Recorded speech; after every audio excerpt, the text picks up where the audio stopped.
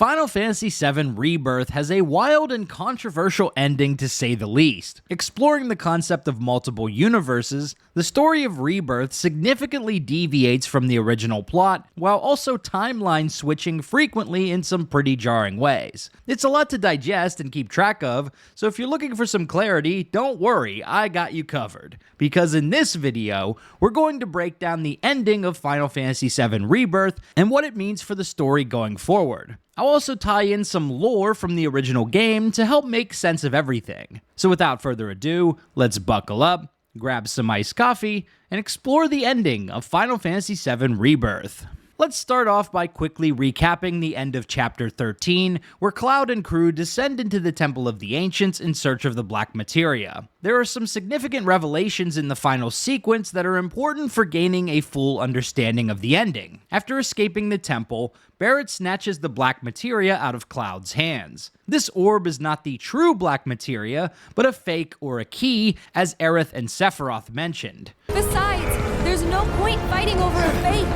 This is the key, which grants access to the true counterpart hidden between worlds. Barret tosses the materia on the ground and Sephiroth appears to grab it. At this point, he transforms it into the true form of the Black Materia, and we can see a glimpse of Aerith's body inside the orb. Sephiroth beckons Cloud to bring him the true Black Materia, but Tifa tackles his ass and Aerith grabs it instead. At this point, Cloud is in full-on puppet mode, and he starts chasing after Aerith to get the Black Materia back for Sephiroth. Side note, like all soldiers and the Huskmen we see in the black robes, Cloud has been injected with Jenova's genetic material. So in some cases, he loses his own faculties as the Jenova DNA takes over and compels him to follow Sephiroth's will. Another important revelation here is that the Black Whispers we see throughout FF7 Rebirth are not merely the arbiters of fate. They are controlled by Sephiroth. Basically, these are not the same Whispers we dealt with in FF7 Remake.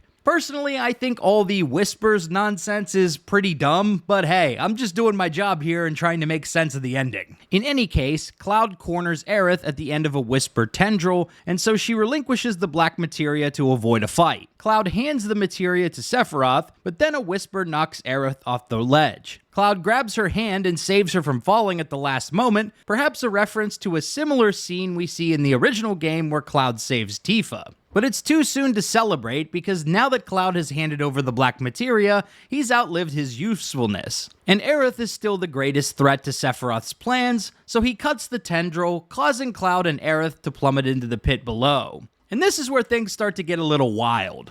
Final Fantasy VII Rebirth explores the concept of a multiverse. So before we proceed, it's important to recognize that there are 3 separate timelines or worlds that we get a window into during the ending. Most of the time it will be clear which timeline we are dealing with, but sometimes the game flips between timelines mid-cutscene. It can get a little confusing. So to help you out, I'll put a little note on the screen during these parts, so it will always be clear which timeline we are witnessing. The first timeline is the OG timeline, which follows the events of the original Final Fantasy VII. In this world, Zack is killed by Shinra soldiers outside Midgar before the game even begins. He's only mentioned in passing and in some hidden cutscenes. Aerith is killed by Sephiroth in the Forgotten Capital while she prays to the planet to help protect everyone from the meteor. The second timeline is the current timeline, which follows the events of FF7 Remake and Rebirth. In this world, Cloud and his companions defied fate and opened up new possibilities. This led to the world being shattered into a multiverse, with multiple timelines happening concurrently, which is what we'll be exploring during this final chapter. And as we'll see, Cloud manages to save Aerith's life and set up a completely different future than the one we experience in the original Final Fantasy VII.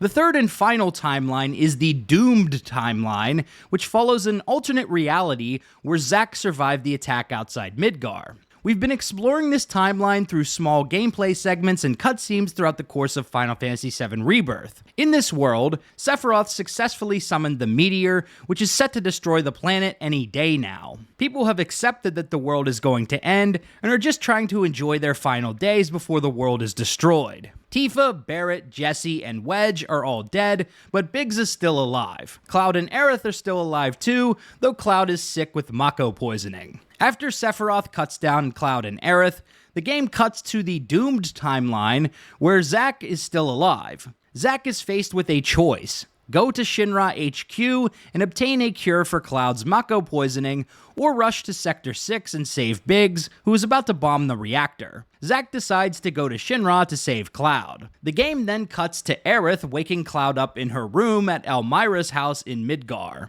We are still in the doomed timeline where Zack is alive, so this happens after Zack obtains a cure for Cloud. Aerith warns Cloud not to look up at the sky, but of course we do look up and see not only is the plate above the Sector 5 slums gone, but there's a gigantic tear in the sky. This tear peers into a sort of astral plane or space between timelines, which is where Sephiroth is currently operating. Side note, Sephiroth's ultimate goal here is to merge the disparate worlds together into a single timeline where he is victorious and achieves godhood. Some context from the original Final Fantasy VII that is not explicitly explored in the reboot games is why Sephiroth wants to summon a meteor to begin with. When the planet is damaged, it summons a tremendous amount of energy to heal itself. So Sephiroth's goal is to use magic to summon a meteor, smash it into the planet, and then harvest the planet's energy to become a god. He was ultimately unsuccessful in the original timeline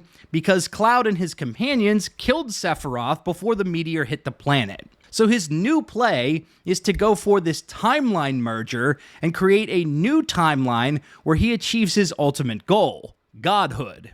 Aerith and Cloud explore the Sector 5 markets, picking out gifts and chatting. The residents here have all resigned themselves to the fact that the world is about to end. We briefly cut back to Zack at Shinra HQ, saying just as much, before rushing into a group of soldiers so he can get a cure for Cloud. Sephiroth quickly chimes in from the space in between, taunting Aerith that he's found her. So this is where you've been hiding, in a world that has accepted its fate. We once again cut back to Zack, but this time he's decided to save Biggs instead of Cloud. So it's another alternate version of the doomed timeline. Zack arrives before Biggs detonates the bomb, which turns out to be a dud. And Zack gives this huge speech about taking control of his life just before Shinra soldiers storm in and kill Biggs. Zack jumps off the railing to escape Shinra, and this is the last time we'll explore this version of the doomed timeline. Aerith asks Cloud to take her to her favorite place, which is the church with the flower bed in the Sector 5 slums.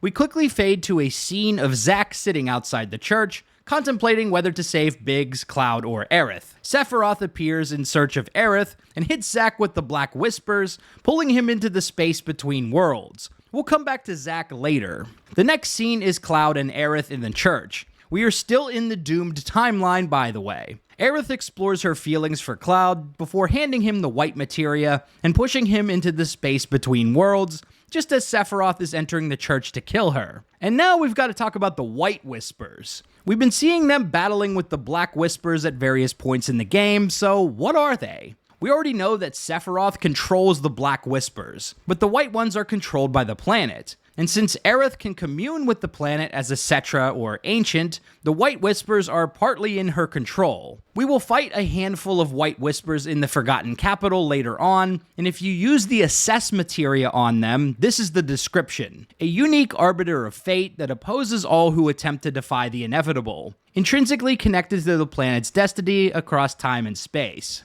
When Zack was pulled into the space between worlds, we see White Whispers protecting him, along with a petal from Aerith's favorite flower. And after Aerith pushes Cloud into this realm as well, White Whispers protect him from Sephiroth's own fate ghosts. The next scene is Sephiroth monologuing to Cloud about his plan to reunite the different worlds into one timeline, which gives a new meaning to the term reunion that we saw in the original FF7. In the OG game, reunion referred to the reuniting of Genova's body. All of Hojo's experiments and people who were injected with Genova's genetic material were compelled to reunite and made a pilgrimage to the Northern Crater where Sephiroth was located. But in FF7 Rebirth, Reunion is talking about the merging of the various timelines into a single universe where Sephiroth can achieve his ultimate goal of godhood. Sephiroth tells Cloud that he gives him his blessing before sending him back into one of the worlds. We are dropped into the forest outside the Forgotten Capital, a place where Cloud chased Aerith in his dreams in the original Final Fantasy VII. Cloud returns the white materia which Aerith gave him, and Aerith takes it, absorbs its magical power, and then returns the depleted orb to Cloud before departing. Cloud tries to pursue her, but is held back by white whispers before the screen fades to white. The scene then cuts back to your full party in the current timeline after Aerith and Cloud were knocked down by Sephiroth. Aerith is okay, but Cloud is basically knocked unconscious. Tifa and Barret try to wake Cloud, but he is unresponsive, so Barret carries him along the way. Aerith says something to the group before going off on her own, and at this point Cloud wakes up for real, and we start Chapter 14. After a brief walk through the forest, we arrive in the forgotten capital of the Ancients, which is being swarmed by both black and white whispers. Cloud reconfirms that the black whispers don't belong to Fate or the planet, but Sephiroth. Speaking of which, Homeboy appears and celebrates the reunion of timelines. After Sephiroth does an Irish goodbye, we are attacked by white whispers, which again are bound to the planet and currently detect us as a threat to the world's existence. They only begin helping us when they realize we are allied with Aerith. But before we can reach Aerith, our path is blocked by Sephiroth's whispers, but when the group begins saying Aerith's name, the white whispers carve out a small path for Cloud to slip through on his own. Soon, Cloud arrives at the altar where Aerith is performing a prayer to Holy. In the original FF7, Holy was a powerful form of magic summoned by the white materia. This magic was capable of eliminating all threats to the planet's existence, like, say, a gigantic freaking meteor summoned by a lunatic. When Cloud enters the altar platform, puppet mode is re-engaged, and he raises his own sword to attack Aerith. This also happened in the original game, but Tifa snapped him out of it before he could attack the Cetra waifu. And this is where we're going to do a bunch of timeline switching between the original game and the current world of Final Fantasy VII Rebirth. Sephiroth drops down from the sky with the intent to kill Aerith, but Cloud hits him with that parry god. Pay attention to the timeline switches throughout the following scene.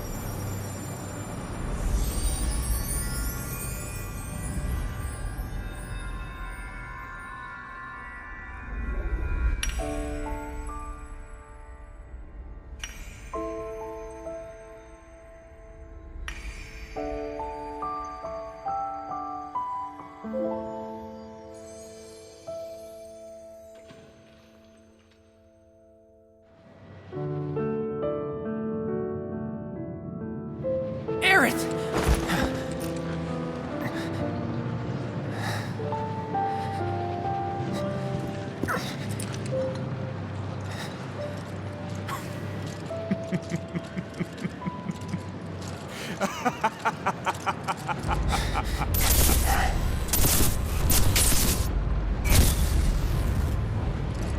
Don't weep.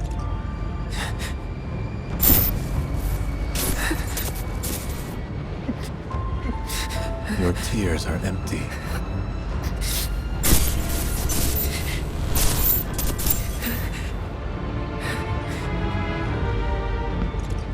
Just like you.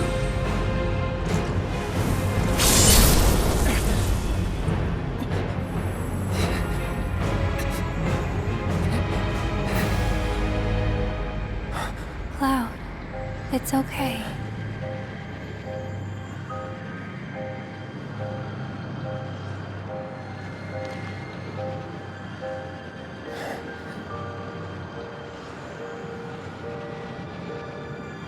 Aerith.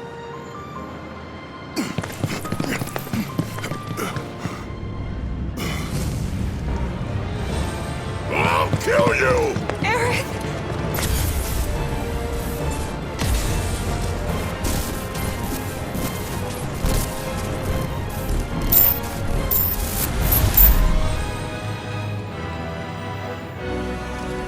And so it begins. So in our current timeline of Final Fantasy VII Rebirth, Aerith is safe for the moment, but now we have to defeat Sephiroth and Jenova Lifebringer in a 12-phase boss fight. These were some of Sephiroth and Jenova's final forms in the original game, so I really wonder what Square Enix plans to do in Part 3. After defeating Jenova Lifebringer, we trigger another cutscene and switch back to Zack. Remember how he got swept up by White Whispers at the end of Chapter 13? Well, now he's safely in the space between worlds, where he approaches Cloud. This triggers a fight where Zack and Cloud fight Sephiroth together. After winning the battle, you lose the cutscene, and Zack gets yeeted by the Black Whispers. Just as worlds unite, so too do they part.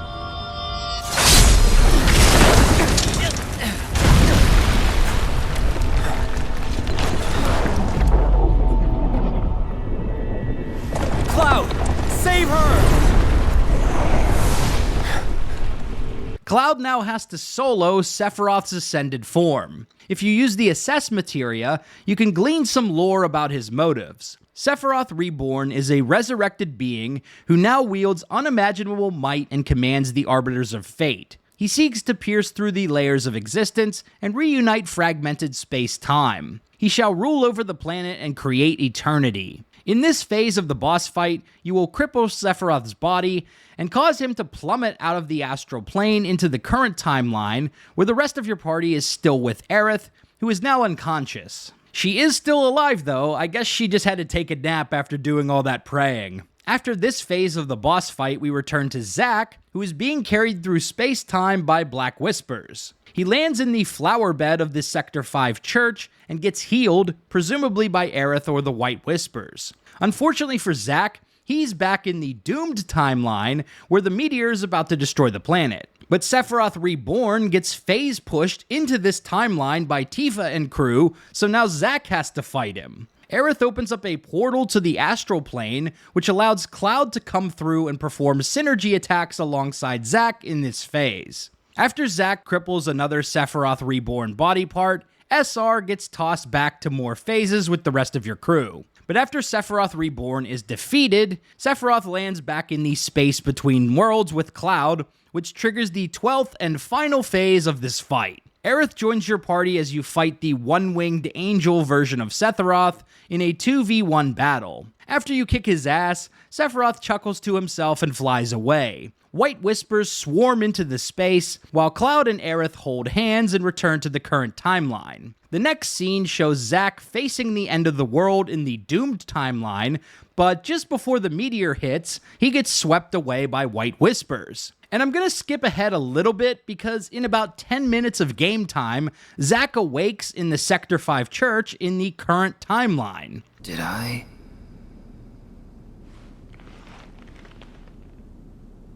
Nah, I couldn't have dreamt that. It all felt way too real.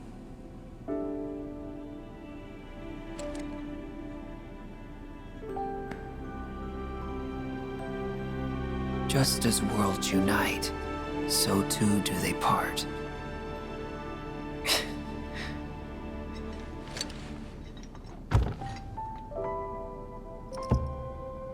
But who's to say they can't unite again?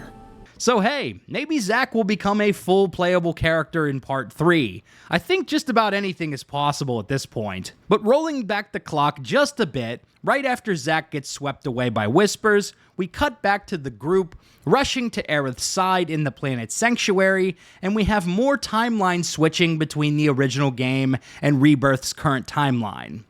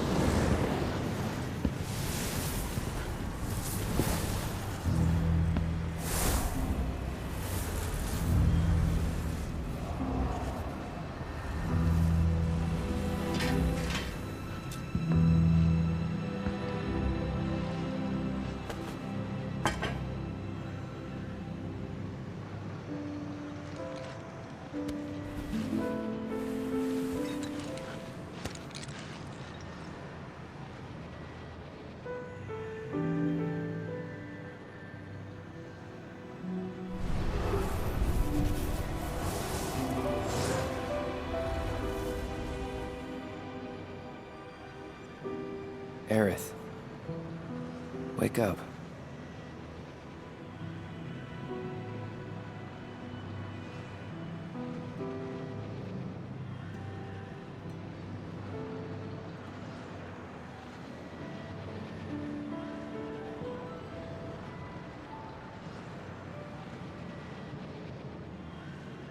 We also see glimpses of the group at Aerith's gravesite, a dejected scene from the original timeline, but we will quickly switch to the current time where Aerith is alive. Tifa is also super depressed now because she got cucked by Aerith, who steals Cloud away from her. Man, Tifa really gets screwed in this timeline. Tifa fans like myself are in absolute shambles right now, since they are essentially canonizing the Aerith romance in the reboot series. After this, we get a few quick cutscenes from Sephiroth, Rufus, and the one I already mentioned with Zack appearing in the current timeline, before we shift to the final scene of the game. This scene opens up with Cloud and crew fixing up the tiny Bronco on a grassy hill. Cloud is holding the depleted white materia that Aerith handed to him back in the forest. But interestingly, when we change camera angles, we see Cloud holding the black materia instead. He eventually pockets the empty white materia, but notices something, pulls it back up, and realizes it's the black materia that he has. There are a couple ways to look at this. We're either witnessing two separate timelines, one where Cloud has the white materia, and one where he's still held onto the black materia. That, or he has his hands on both. I lean more towards the latter option, but it's still up for debate at this point. Sid has some banter with the crew while questioning what Aerith actually did to save the planet. Yuffie is depressed because her love is still dead, and Tifa is sitting in the cuck chair, sobbing her eyes out next to Red 13. Man, they really did Tifa dirty in this timeline. After noticing the black materia in his pocket, Cloud puts it into his Buster Sword and joins the rest of the group.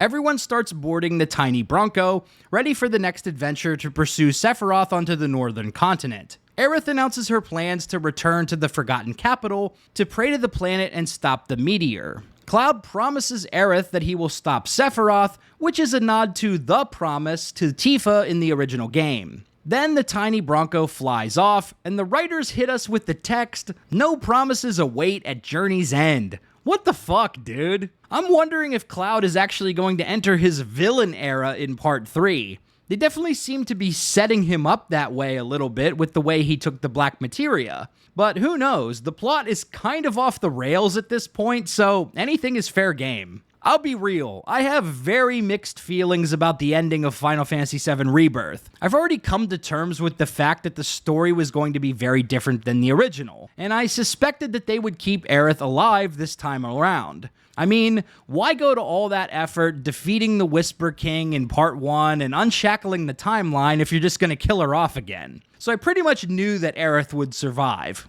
On the one hand, I feel like they are just ruining the original story with all these changes, but on the other hand, I like characters like Zack and Aerith, so keeping them alive is actually kind of cool, in a fan-servicey kind of way. I've got a lot of issues with Rebirth beyond the plot though, and I definitely don't think it's anywhere near as good as the review scores are suggesting. But I did enjoy piecing together all the timelines of the ending to make this video. Honestly, I probably enjoyed that more than playing the game. So what do you think about the ending of Final Fantasy VII Rebirth? Let me know in the comments below. If you liked this video, be sure to subscribe to Big Dan Gaming for more RPG videos.